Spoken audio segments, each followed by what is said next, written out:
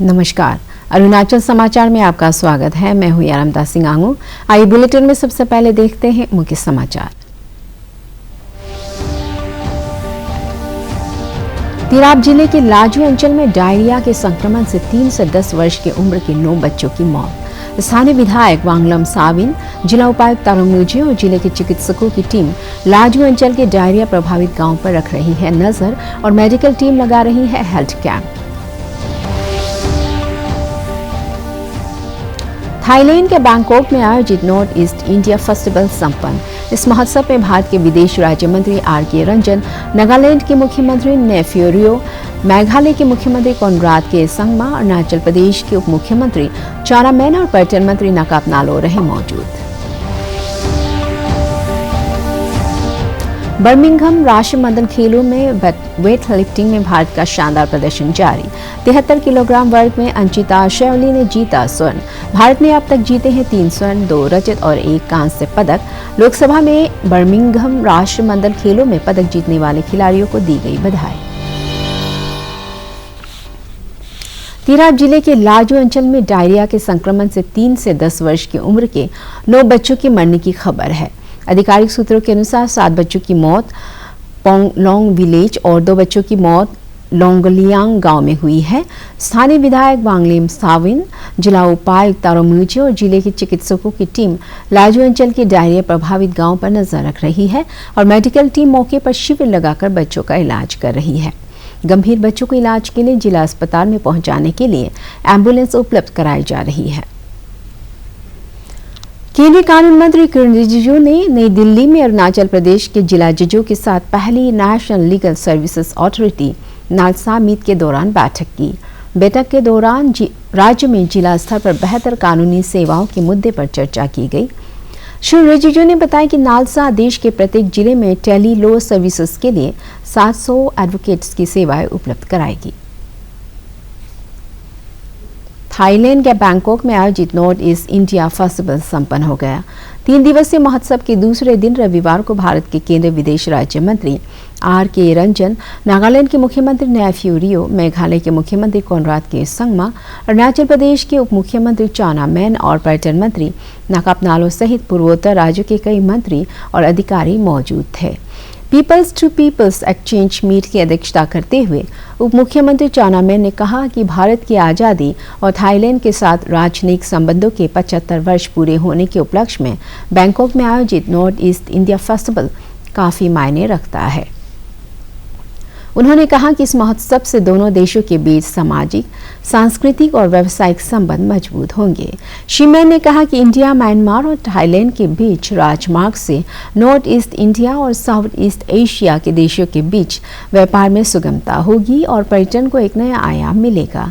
अपने संबोधन में मेघालय के मुख्यमंत्री कोनराड के संगमा ने कहा कि भारत की एक्ट ईस्ट पॉलिसी से पूर्वोत्तर राज्यों और नॉर्थ ईस्ट एशिया के देशों के बीच सीमा और सड़क मार्ग से व्यापार को बल मिल रहा है। Regarding this entire opportunity that exists for us, which we should take forward.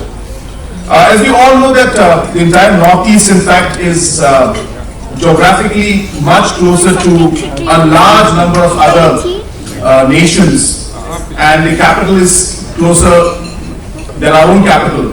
The capitals of other nations are closer to us geographically. And hence, this kind of a geographic advantage, and more importantly, the cultural background that we have, and the religious also aspects that are there. I think these are areas of connections which we need to explore, and I hope that programs like these will allow us to do that in the coming days and years and decades. And while we do that, I have always believed very strongly, and I'm sure all of you are quite aware of it, that this requires a lot of push. So though we see a lot of things in front of us which is quite obvious, but it starts off with first having the political will to make it happen. And I think that is a starting point for a lot of important things like these to happen. And today the fact that we have the ministers from Government of India, we have the chief ministers, deputy chief ministers, we have ministers from different state governments.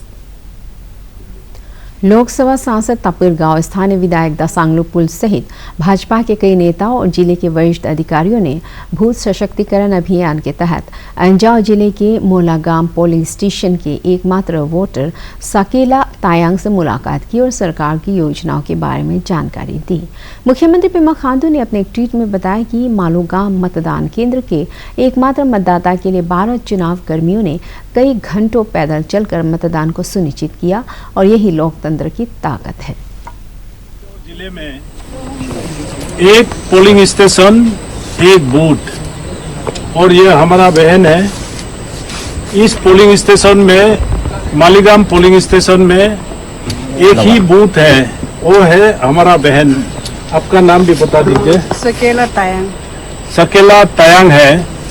इनका एक booth को लेने के लिए 10-12 polling officer आता है। ये हिंदुस्तान का डेमोक्रेसी का एक बहुत बड़ा पहचान है। साथ में नरेंद्र मोदी जी भी मन की बात में इस गांव का उल्लेख किया। एक ही घर है, एक ही पोलिंग स्टेशन है, एक ही बूथ है। तो इसलिए मैं मोदी साहब की तरफ से आज प्रेजेंटेशन दिया और गौर में डिस्ट्रिक्ट कलेक्टर्स और ऑनरेबल एमएलए मैडम दासांगलु पुल, सारा डिस्ट्रिक्ट एडमिनिस्ट्रेशन, पुलिस फोर्स, सारा कार्यकर्ता, जिला, ग्राम चेयरपर्सन, ग्राम मेंबर, हम लोग सब इस गांव में विजिट किया। भूत सशक्तिकरण अभियान के तहत राज्य के खेल मंत्री मामा नातुंग ने ईस्ट कामेंग जिले के रामगुंग और बाना में स्थानीय लोगों को सरकार की योजनाओं की जानकारी दी। इस अवसर पर भाजपा पदाधिकारियों के अलावा अधिकारी और पंचायत सदस्य मौजूद थे। श्री नातुंग ने कहा कि भूत सशक्तिकरण अभियान का उद्देश्य स्थानीय लोगों से केंद्र और राज्य सरकार की योजनाओं से मिल रहे उन्हें लाभ के बारे में संवाद करना और उनकी आकांक्षाओं से रूबरू होना है। सशक्तिकरण अभियान आपका आज़ादी के अमृत महोत्सव में इंडिया भारत आज़ादी पाए हुए अभी 75 साल हो गया, तो 100 साल में हमको अमृत काल मनाना है। तो इसमें माननीय प्रधानमंत्री जी के कार्यकाल में अभी 8 साल हो गया और मुख्यमंत्री जी के कार्यकाल में 6 साल हो गया, जिसमें जो पब्लिक का बेनिफिट के लिए क्या क्या जो सरकार ने जो योजना बनाई है वो सही लेवल तक, गांव तक वो मिल रहा है कि नहीं मिल रहा है, हमारा लोगों को जो बेनिफिशियरी को मिल रहा है कि नहीं मिल रहा है। इसलिए प्रधानमंत्री जी का आदेश है कि एमपी को पूरा 100 बूथ में जाके पता करना है और हम लोग को जितने भी कॉन्स्टिट्यूंसी के एमएलए को 10 बूथ में। आज हमारा कॉन्स्टिट्यूंसी के लिए मैंने 2 पूरा बूथ को ऑलमोस्ट बाना में कंप्लीट मैंने कर लिया कि कहाँ में कैसा फंड इम्प्लीमेंट हो रहा है। मैंने बेनिफिशियरी से भी हम पता किया, PMAY में क्या आपका प्राइम मिनिस्टर आवास योजना में कैसे मकान कितने लोग बेनिफिट हुआ।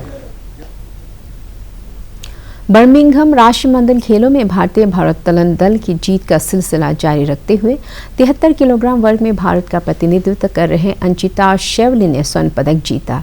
20 वर्षीय अंचिता ने स्नेच में 143 किलोग्राम और क्लीन एंड जर्क में 170 किलोग्राम सहित कुल 313 किलोग्राम वजन उठाकर स्वर्ण पदक हासिल किया। राष्ट्रपति द्रौपदी मुर्मू, प्रधानमंत्री नरेंद्र मोदी, केंद्रीय खेल मंत्री अनुराग ठाकुर और अरुणाचल प्रदेश के मुख्यमंत्री पेमा खांडू ने स्वर्ण पदक जीतने पर अंचिता शेवली को बधाई दी है। भारत ने राष्ट्रमंडल खेलों में अब तक 3 स्वर्ण, 2 रजत और 1 कांस्य पदक जीता है।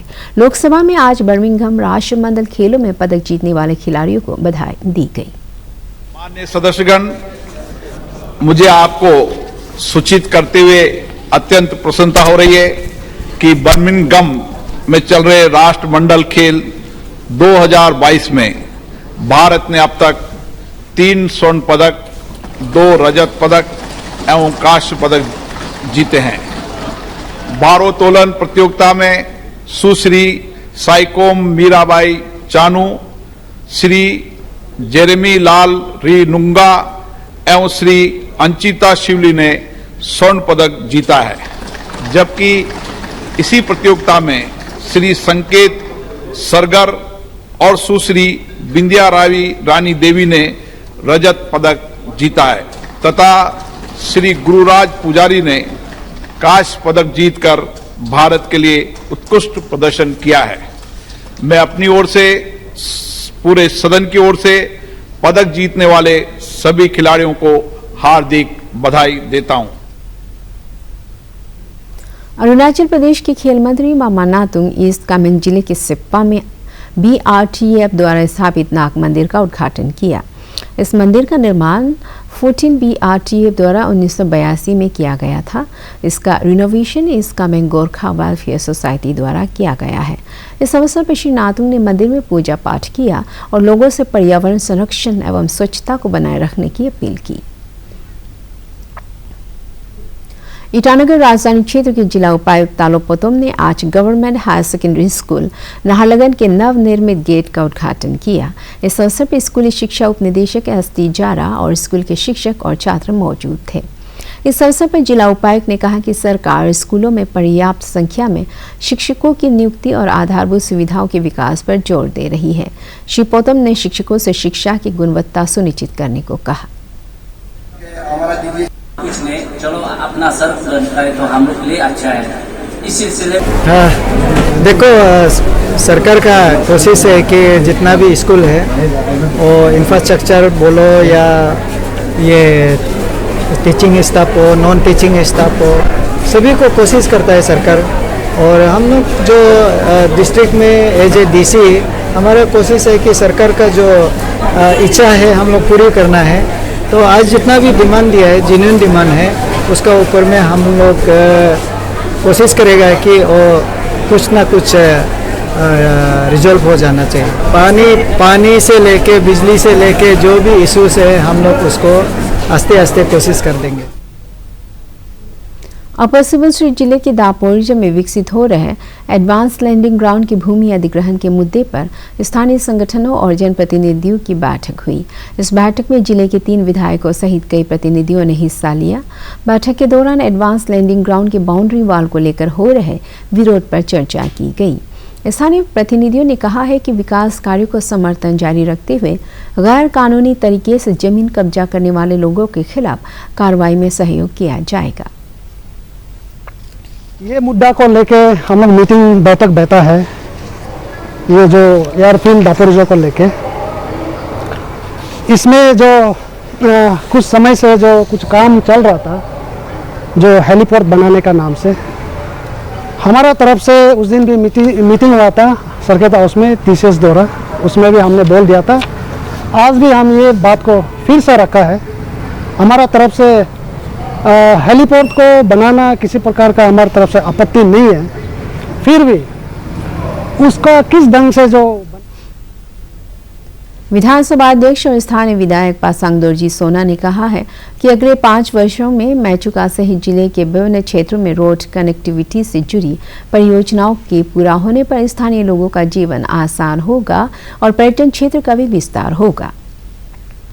अपने एक ट्वीट में श्री सोना ने शियोमी जिले में 2 लेन के राजमार्ग के निर्माण कार्य का वीडियो शेयर करते हुए कहा कि इस परियोजना को त्वरित गति से गुणवत्ता के साथ पूरा करने के निर्देश दिए गए हैं।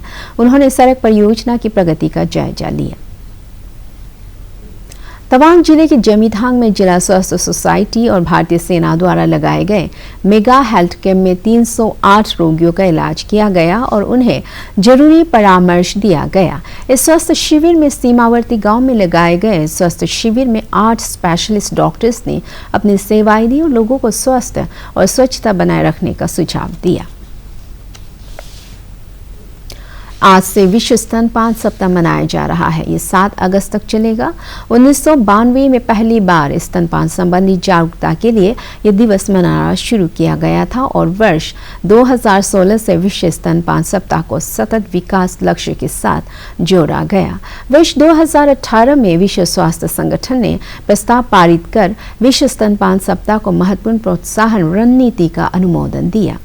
इस वर्ष विश्व स्तनपान सप्ताह का विषय स्तनपान के लिए कदम शिक्षित करना और समर्थन है। पेश है एक रिपोर्ट।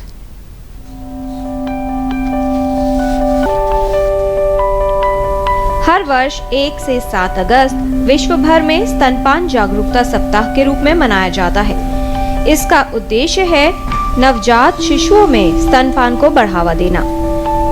अगस्त का पहला हफ्ता हम स्तनपान जागरूकता अभियान चला रहे हैं। माँ का जो दूध है वो बच्चे के लिए एक संपूर्ण भोजन है। बच्चे के पैदा होते ही ये भोजन शुरू कर देना चाहिए और पहले 6 महीने में केवल माँ का दूध ही बच्चे के लिए पर्याप्त है। इसके कई फायदे हैं, जिसमें बच्चे का शारीरिक और मानसिक विकास, बीमारियों से बचाव और उसकी पूर्ति, ये तीनों ही चीज़ें पूरी हो जाती हैं। पहले 6 महीने में सिर्फ माँ का स्तनपान बच्चे के लिए पर्याप्त है। इसके ऊपर हमें बच्चे को पानी, शहद इत्यादि देने की कोई आवश्यकता नहीं है। 6 महीने के पश्चात धीरे धीरे हम ऊपर का खाना शुरू कर सकते हैं और धीरे धीरे स्तनपान कम कर सकते हैं। माँ का दूध बच्चे के लिए सबसे अच्छा दूध है, इससे उसे संपूर्ण पोषण मिलता है। शिशु को स्तनपान कराना शिशु के साथ साथ माँ के लिए भी लाभकारी है। अरुणाचल समाचार के आज के अंक में इतना ही। जाने से पहले आप सभी से अनुरोध है कि कोविड-19 के दिशा निर्देशों का पालन करें, हमेशा मास्क लगाएं, बार बार हाथ धोएं और सोशल डिस्टेंसिंग के नियमों को मानें।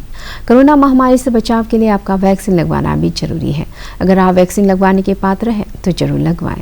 हम कल फिर हाजिर होंगे अरुणाचल और देश दुनिया की खबरों के साथ। चलते चलते आपको बता दें कि आप अरुणाचल समाचार हमारे YouTube channel DD news Arunachal पर भी देख सकते हैं। देखते रहिए अरुण प्रभा। नमस्कार।